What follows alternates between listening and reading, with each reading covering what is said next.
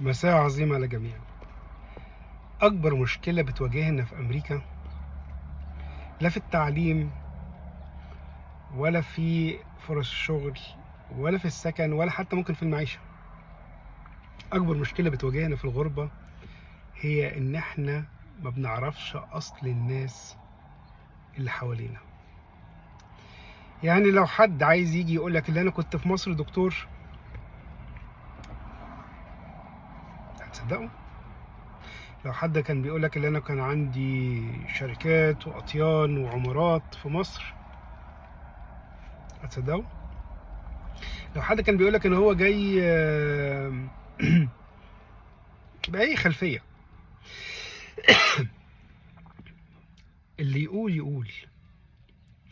المهم انت من اللي بتتعامل معاه ده بتكتشف ايه. ما هو اللي بيبقى جاي من مصر دكتور صعب قوي يقنعك ان هو اتعلم اساسا، مش طب بس، اتعلم. شاف بربع جنيه كتاب سلاح تلميذ. لما حد يجي لك من مصر يقول لك انا كنت خريج اعلام وخريج، هو ما بيعرفش يكتب مقال. لما حد يجي لك ويقول لك انا كنت في الخليج مدير قنوات، هو هنا ما بيعرفش حتى يطلع لايف. الفكرة كلها ان التجربة خير دليل. يعني لو حد جاي عايز يشتغلك ان هو كان ايه، شوف هو دلوقتي ايه، تفكيره ايه، تعليمه ايه، اسلوبه وطريقته مع الناس ايه. اللي يهمك ان هو بيعمل دلوقتي ايه، مش كان ايه. لان احنا مشكلتنا هنا ما نبقاش عارفين اصل بعض، خلفية بعض. اللي بيجي بيحكي، اللي عايز بقى يهبد ويقول لكن انت لما بتتعامل وبتشوف تكتشف حاجات عكس اللي بيتقالك.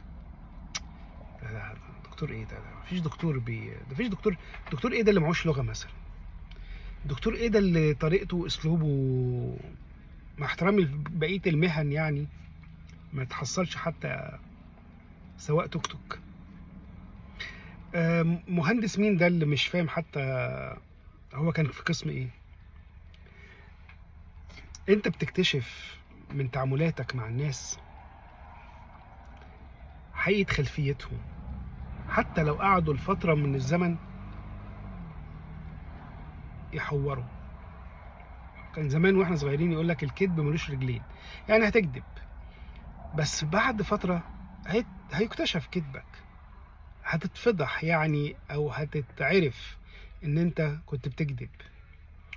فعشان كده الواحد من كتر الحاجات اللي بيشوفها عينيه ما بتنبهرش من اللقاءات الاولى،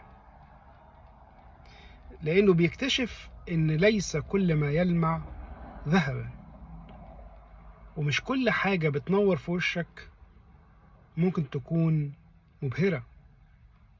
لان في حاجات كتير جدا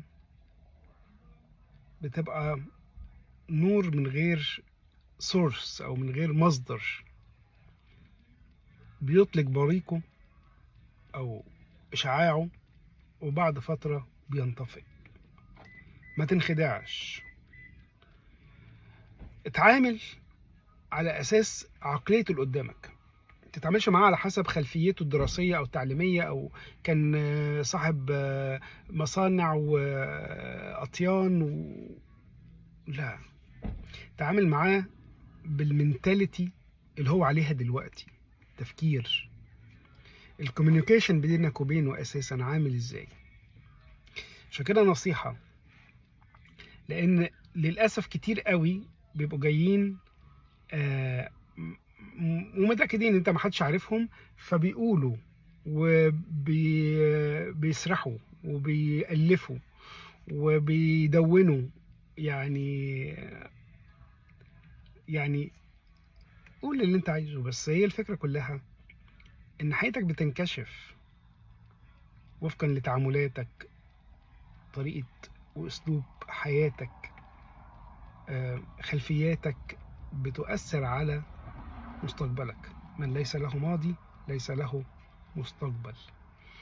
فحاولوا تكشفوا شوية القشرة اللي بتبقى خارجية ديت.